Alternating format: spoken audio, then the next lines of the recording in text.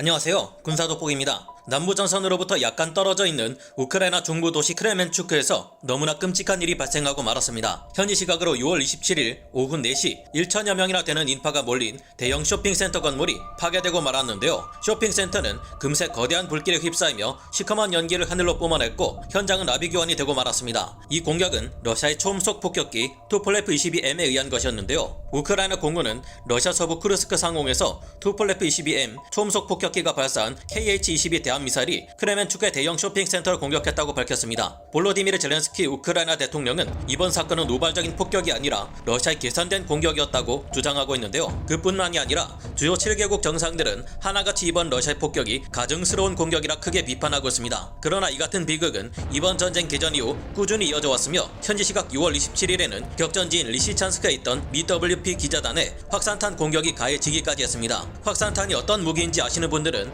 이 같은 사실에 모두들 소름이 돋으실 텐데요. 그러나 이 같은 러시아군의 공격은 현재 불리한 전장의 상황을 바꾸는데 전혀 도움이 되지 못하고 있으며 전쟁 범죄를 저지른 러시아에 대한 책임만 더 커지게 만들 뿐인데요. 우크라이나 동부의 하르키우 외곽에서 가해진 러시아군의 반격은 이번에도 실패했으며 동부전선의 요충지인 이지움에서 러시아군이 연패를 기록하고 있습니다. 오죽하면 우크라이나군이 이지움 시내 일부를 장악했을 정도인데요. 남부전선의 헤르손은 여전히 우크라이나군 총참모부가 오신트 정보들이 퍼져나가지 않게끔 자제시키고 있지만 그 와중 남부전선에서 가장 큰 러시아군의 탄약고가 파괴되었다는 화끈한 소식이 들려오고 있습니다. 게다가 점점 더 푸틴의 권좌가 위태로워지고 있다는 소식이 러시아에서 들려오며 러시아군의 반란 가능성까지 점쳐지고 있는 상황인데요. 푸틴도 이제는 러시아 대통령의 자리에 앉아있을 시간이 얼마 남지 않은 걸까요? 자세한 내막 알아보겠습니다. 전문가는 아니지만 해당 분야의 정보를 조사 정리했습니다. 본의 아니게 틀린 부분이 있을 수 있다는 점 양해해주시면 감사하겠습니다. 날이 갈수록 러시아의 전쟁 범죄가 극을 달리며 이제는 친러 지역 도네츠크 지역에서도 아무렇게나 강제 징집을 마구 일삼으며 도네츠크 반군을 총알바지로 내몰고 있는 러시아군 지휘부에 대한 불만이 극을 달리고 있습니다. 게다가 이렇게까지 무리하게 전쟁을 강행하면서도 러시아군은 제대로 된 전과를 올리지 못하고 있으며 푸틴은 이번 전쟁을 최소 올해 10월까지로 연장하려 하고 있는데요. 이미 러시아군은 가지고 있던 기갑 장비를 너무 많이 잃었고 설상가상으로 서방의 제재로 인해 국가 경제가 사실상 망하기 일보 직전에 이르고 있습니다. 러시아에서 과소평가했던 국제사회 경제 제재가 얼마나 무서운지 새삼 깨닫게 되는데요. 여러분들도 지금 주유소를 갈 때마다 기름값이 너무 비싸 정말 스트레스를 많이 받으실 텐데요. 사실 러시아는 서방의 경제 제재에도 불구하고 급등하는 국제유가 덕분에 돈 걱정은 없는 듯 보였습니다. 중국과 인도가 러시아의 석유를 적극적으로 사들이며 러시아는 오히려 엄청난 이익을 얻고 있는 듯 보였는데요. 실제로 유가가 급등함에 따라 러시아는 올해 4개월 동안 958억 달러에 달하는 사상 최대 규모의 이익을 봤습니다. 역시나 이 배경에는 러시아의 원유를 엄청나게 사들인 중국과 인도의 도움이 있었는데요. 이는 지난 2021년 같은 기간에 비해 3배 이상의 이익으로 엄청난 규모의 경상수지 흑자였습니다. 그런데 돈은 많은데 서방의 경제 제재 때문에 이 돈을 쓰는 것이 불가능해져 버렸습니다. 서방의 스위프트 제재 때문인데 이 스위프트는 해외 송금을 위해 만들어진 국제적인 코드를 말합니다. 그런데 러시아는 2022년 일방적으로 우크라이나를 침공하면서 유럽 국가들, 미국과 캐나다, 대한민국, 일본, 대만 외에도 대부분의 제1세계 선진국들로부터 스위프트 코드를 사용할 수 없게 되었습니다. 쉽게 말해 돈은 여전히 많은데 이 돈으로 채무를 갚는 것 자체를 금지당한 셈입니다. 설상가상으로 여기에다 외부로부터의 수입 역시 44%까지 감소해버렸는데요. 그러자 러시아 내 시장에서 수요에 비해 공급이 줄어들면서 국내 물가가 급등하는 인플레이션 현상까지 발생하는 한편 러시아 국민들은 곡물이나 가공식품, 생필품을 구하기 어려워지면서 민심이 크게 동요하고 있습니다. 현지 시각 6월 27일 블룸버그 통신은 현재 이러지도 저러지도 못하는 상황에 빠진 러시아의 상황을 알렸는데요. 이 보도에 따르면 러시아는 지난 5월 26일까지 갚아야 했던 달러 표시 외채이자 상환 유예 기간 한 달이 지난 시점인 6월 26일까지 1억 달러에 달하는 이자를 결국 갚지 못했고 이에 따라 디폴트 상태에 빠졌다고 합니다. 디폴트란 국가 규모의 공채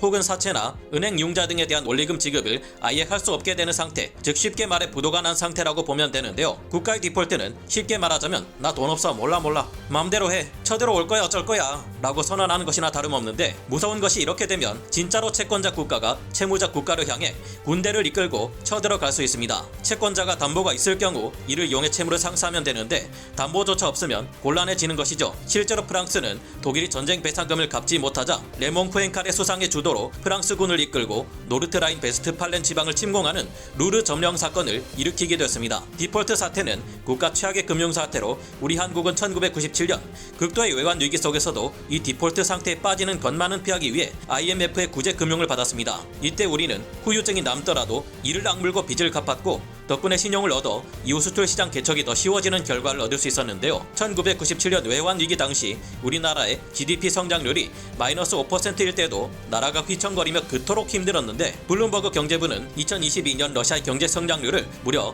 마이너스 15%까지 이를 것이라 전망하고 있죠. 이 정도면 말이 마이너스 15%지 말 그대로 지옥이나 다름없는 상태가 됩니다. 그렇지만 인도나 중국 같은 일부 국가를 제외하고 전 세계로부터 최악의 전범국으로 낙인 찍힌 러시아는 현재 위기를 탈출할 방법이 없는 상태입니다. 오직 전쟁을 그만두는 것만이 현 사태를 해결할 방법이 되겠죠. 이로부터 하루가 지난 6월 27일까지도 러시아가 외채 이자를 상환하지 못하자 국제신용평가사들은 일제히 러시아에 대한 디폴트 평가를 내렸는데요. 이로 인해 러시아 채권을 가지고 있는 이들은 채권을 회수하기 위해 러시아 정부와 갑부들의 해외 자산을 강제 동결하고 이를 압류하는 작업에 들어가고 있는 상태입니다. 이에 따라 엄청난 고가의 해외 자산을 압류당하게 된 러시아의 부호들과 정령 유착 등으로 배를 불린 러시아의 재벌들, 일명 올리가르히들은 푸틴에게 반기를 들 수밖에 없습니다. 그러나 무엇보다 푸틴에게 가장 큰 불만을 가지고 있는 것은 현재 전장에서 전투를 치르고 있는 30만 명에 달하는 러시아군과 장교들일 텐데요. 그동안 수많은 러시아군 장교들이 우크라이나 전장에서 패배의 책임을 물어 숙청되어 사라져갔습니다. 지금 와서 돌아보면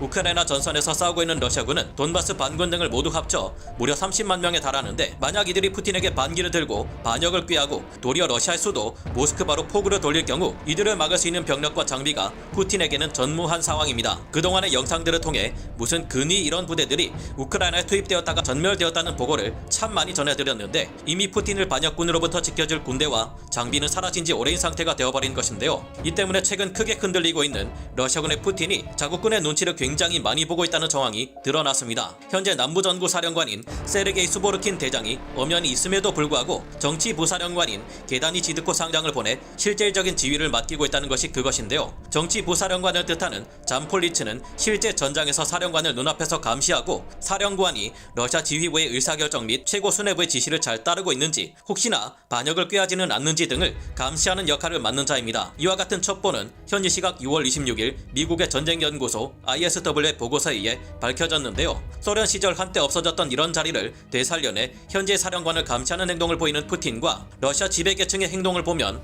이들이 현재 자국군의 반란을 크게 우려하고 있다는 것을 알 수 있습니다. 그럼 좀 나은 조치가 취해져야 할 텐데도 푸틴과 러시아 지배계층은 여전히 전쟁을 향한 광기를 멈출 줄 모르고 있습니다. 이런 상황에도 푸틴은 러시아의 고등학교를 졸업해 청년이 되는 남성들을 바로 계약병으로 징집해버리는 병역법 개정안을 이번 6월 28일 국가두마 회의에서 통과시키려 하고 있으니 기가 막힐 노릇인데요. 이러다가 정말로 러시아 군부의 반란이 현실이 되지는 않을까 하는 예상도 조심스레 나오고 있는 실정입니다. 러시아 당국은 국민들의 불만을 탄압하고 정보를 통제하고 조작하며 억누르고 있지만 그것이 언제까지 통할 수 있을지 의문스럽습니다. 앞으로 러시아 내에서 어떤 일들이 일어나는지에 대해서도 계속 살펴보기로 하고 오늘 군사 돋보기 여기서 마치겠습니다. 감사합니다. 영상을 재밌게 보셨다면 구독, 좋아요, 알림 설정 부탁드리겠습니다.